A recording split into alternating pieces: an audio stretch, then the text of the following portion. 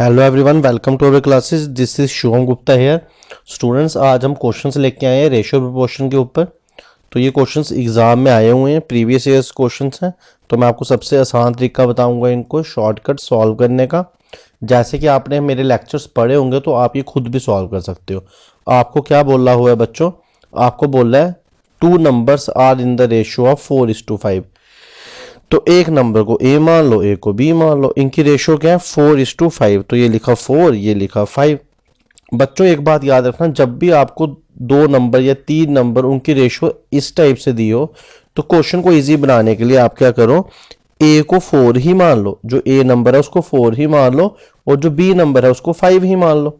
ठीक है, ए को 4 मान लो और बी को 5 मान लो। और क्वेश्चन में दिया इन दोनों का सम, इन दोनों नंबर्स का सम कितना है? 810 है ना। तो आप इन दोनों को सम कर लो ना, तो वो कितना आता है? 9। और 9 810 कैसे बनेगा? जब आप 9 को 90 से मल्टीप्लाई कर दोगे। मतलब 9 को 810 बनाने के लिए आपको 90 से मल्टीप्लाई करना पड़ा। तो एक्चुअल में नंबर क्या था आपके पास? ए 4।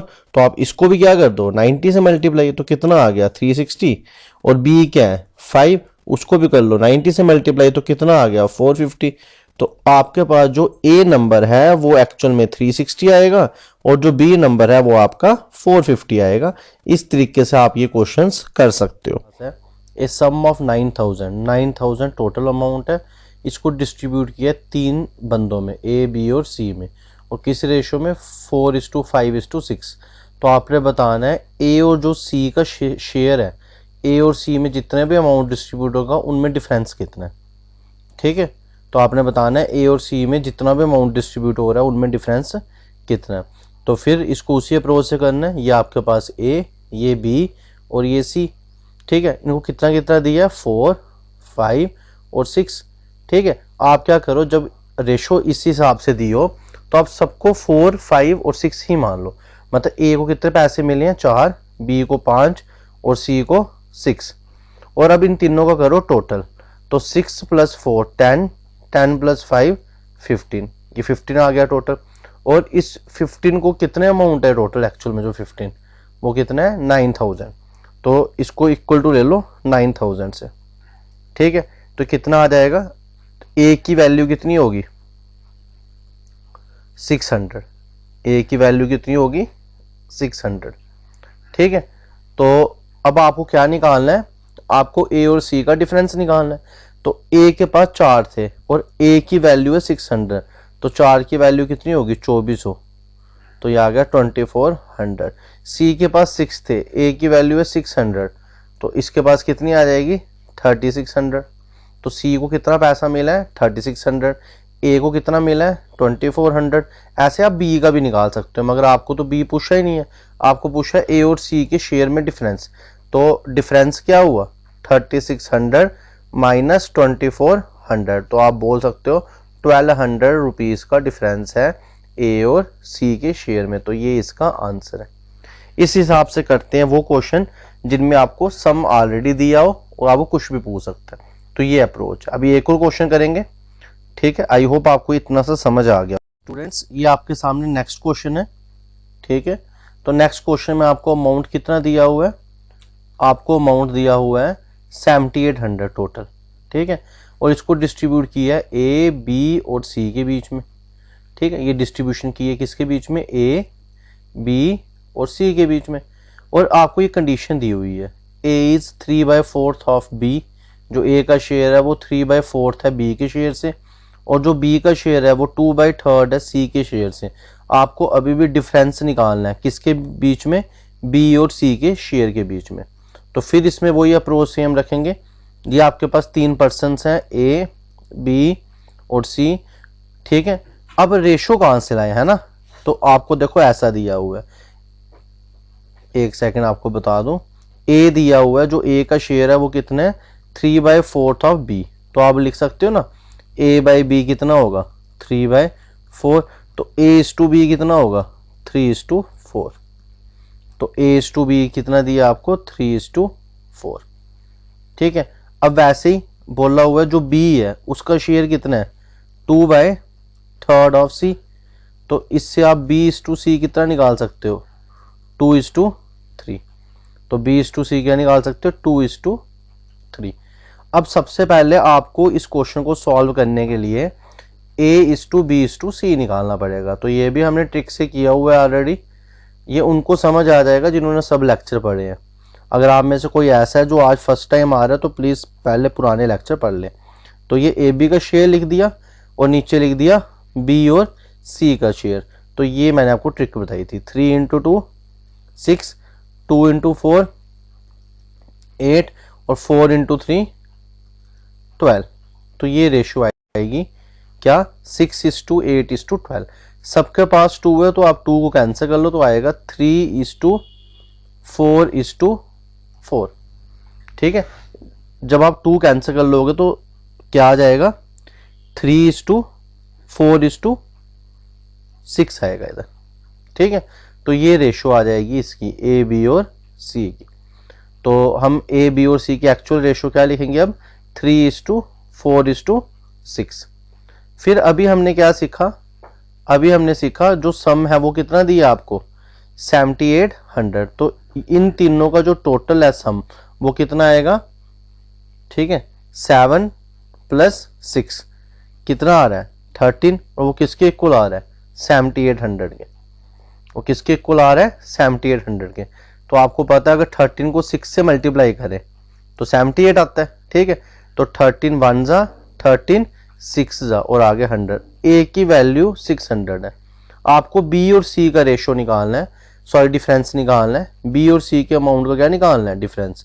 तो अगर A की वैल्यू 600 है तो B कितना होगा, B को कितना शेयर मिला होगा 600 × 4 2400 और C को कितना मिलेगा 24 × 600 3600। तो इसका आंसर भी कितना है 1200 इनका डिफरेंस। ठीक है, आई होप आप दोनों टाइप के क्वेश्चन समझ गए होंगे। ये टाइप में पेपर में आई हुई है इसलिए आपके साथ डिस्कस की जा रही है। नेक्स्ट क्वेश्चन हमारे पास है स्टूडेंट, नेक्स्ट क्वेश्चन हमारे पास है ₹6400 आर डिवाइडेड अमंग 3 वर्कर्स और रेशो आपके सामने दी है 3/5:2:5/3। आपको शेयर बताना है सेकंड वर्कर का, शेयर बताना है सेकंड वर्कर का। तो ये पहला वर्कर, ये दूसरा और ये तीसरा, इनकी रेशो दी हुई है 3/5:2:5/3। अब रेशो सिंगल डिजिट है ना इसमें, तो जब कोई ऐसा क्वेश्चन आ जाए तो आपने क्या करना है इसका एलसीएम ले लेना। जो इसके डिनोमिनेटर है 5 और 3 उसका एलसीएम ले लो। तो कितना आता है 15 और उस 15 को इस पूरी से मल्टीप्लाई कर दो। जैसे आप 15 से मल्टीप्लाई करोगे तो 9 आ जाएगा, ये 30 आ जाएगा और ये 25 आ जाएगा। अब इन सब का सम करो। ठीक है, तो 25 + 9 34, 34 + 30 कितना आएगा 64। और ये आपके पास सम है 64, मगर जो क्वेश्चन में सम दिया वो कितना दिया है 6400। तो इसको 6400 के बराबर मान लो। ठीक है, तो आपका जो 64 यूनिट्स है वो 6400 है। तो एक यूनिट कितना होगा 100। एक यूनिट कितना होगा आपका 100। अब आपको क्या निकालना है सेकंड वर्कर का रेशो, सॉरी सेकंड वर्कर का शेयर। तो सेकंड वर्कर के पास कितना यूनिट है 30 और एक की प्राइस कितनी है 100। तो 30 की कितनी होगी, 30 को 100 से क्या कर दो मल्टीप्लाई। तो 3000 शेयर आया होगा सेकंड वर्कर को। तो जब इसको डिस्ट्रीब्यूट किया होगा तो सेकंड वर्कर को 3000 रुपीज मिले होंगे। आई होप आप ये वाला क्वेश्चन भी समझ गए होंगे। नेक्स्ट क्वेश्चन पे चलेंगे स्टूडेंट्स। नेक्स्ट क्वेश्चन आपके पास है, आप रीड आउट कर सकते हो। ₹180, ये 180 रुपीज़ है, एक बॉक्स में कंटेन है। ठीक है, और उस बॉक्स के अंदर है क्या, किस फॉर्म में 180 रुपीज़ डाले हैं दिया हुआ क्वेश्चन में। Consist of ₹1, ₹50 and ₹25 coins. तो एक बॉक्स है आपके पास, ठीक है, उसके अंदर 3 कैटेगरी के रुपीज़ हैं। एक यहाँ तो ₹1 का कॉइन होगा, यहाँ तो 50 पैसा का कॉइन होगा, यहाँ तो 25 पैसा का ही कॉइन होगा। ठीक है, और उस बॉक्स के टोटल प्राइस कितना है 180, मतलब उसके 180 रुपीज़ टोटल में पड़े हैं। और रेशो भी दी हुई है, देखो आपको क्या दिया है 1 रुपी कॉइन, ठीक है 50 पैसा, 1 रुपी कॉइन 50 पैसा और 25 पैसा कॉइन्स। ठीक है, और इनकी रेशो कितनी दी हुई है, इनकी रेशो दी हुई है आपको साथ में 2:2, ये 2, ये 3 और ये 4। तो मैंने बोला जब भी सबकी रेशो दी उन सबको एक्चुअल मान लो। आप मान के चलो बॉक्स के अंदर 2 रुपीस, 2 कॉइन है 1 रुपए के, 3 कॉइन है 50 पैसा के, 4 कॉइन है 25 पैसा के, और इस बॉक्स की टोटल वैल्यू क्वेश्चन में कितनी दी है 180। अब देखो इसकी एक्चुअल वैल्यू कितनी आ रही है। अगर 2 कॉइन है 1 रुपए के तो कितने अमाउंट हुआ इसका 1 रुपए का 2 रुपए, ठीक है। फिर अगर 3 कॉइन है 50 पैसा के तो कितना हुआ 1.5 रुपया, 50 पैसा के 3 1.50। और अगर 4 कॉइन है 25 पैसा के कितने पैसे हुए, कितने रुपीज हुए 1 रुपया, 25 इंटू 4। और इसकी टोटल सम की वैल्यू कितनी होगी 4.5 रुपीज। अब 4.5 रुपीज को 180 के इक्वल मानना है, तो आपको क्या करना है 4.5 रुपीज को 180 के इक्वल मानना है। तो एक की वैल्यू कितनी होगी, एक यूनिट की वैल्यू कितनी होगी 180 को अगर आप 45 से डिवाइड करो, 180 को 45 से डिवाइड करो तो कितना आता है 4 आता है, ठीक है। ऐसे ये आ गया 180 और ये नीचे लिख दिया 4.5, ठीक है। तो नीचे वाला जो पॉइंट है जब वो हटाऊंगा तो ऊपर क्या आ जाएगा 00। मैं तो डायरेक्ट भी कर सकता हूँ, ऐसे आपको समझाने के लिए कर रहा हूँ। ये अगर समझ आता है डायरेक्ट कर लो तो ये कट जाएगा। तो 180 कितने जा 45 कितने जा 180 होते हैं 4 जा, और ये 40। तो एक की वैल्यू, एक यूनिट की वैल्यू 40 रुपए है, ठीक है। अब पूछा क्या है कि 50 पैसा कितने कॉइन्स होंगे, तो ये आया आपका क्या 50 पैसा, ये इधर लिखा है 50 पैसा। तो इसे कितने कॉइन्स डाले हुए हैं उसने ऑलरेडी 3 यूनिट है, ठीक है। और एक यूनिट की वैल्यू कितनी है 40, तो इसको मैं 40 से मल्टीप्लाई करूंगा तो 50 पैसा के 120 सिक्के होंगे 50 पैसा के। तो इसका आंसर है 50 पैसा कॉइन्स कितने होंगे टोटल अमाउंट में 120, ठीक है। आई होप आप ये क्वेश्चन भी समझ गए होंगे। तो ये एक टाइप के क्वेश्चंस थे जिसके मैं आपको ऑलरेडी क्या दे चुका हूँ, कंसेप्ट दे चुका हूँ वीडियोस में, और उसके ऊपर मैंने वो क्वेश्चंस दिखाए और ये प्रीवियस ईयर्स में आए हुए हैं और कुछ भी नहीं है, बिल्कुल आसान से क्वेश्चन है, ठीक है। तो अगर आप प्रैक्टिस करोगे तो आप इसको अच्छे से समझ सकते हो। तो आज के लेक्चर में मैंने आपको 5 क्वेश्चंस प्रीवियस ईयर के दिखाए। ये कम इसलिए हुए क्योंकि अभी तक हमने 2 ही कंसेप्ट पढ़े हैं। अभी मैं आपको आगे और कंसेप्ट बताऊंगा तो उसके ऊपर और क्वेश्चंस आ जाएंगे, ठीक है। तो आज के लेक्चर में इतने करेंगे, मिलेंगे अब नेक्स्ट लेक्चर में जिसमें हम कंसेप्ट को डिस्कस करेंगे।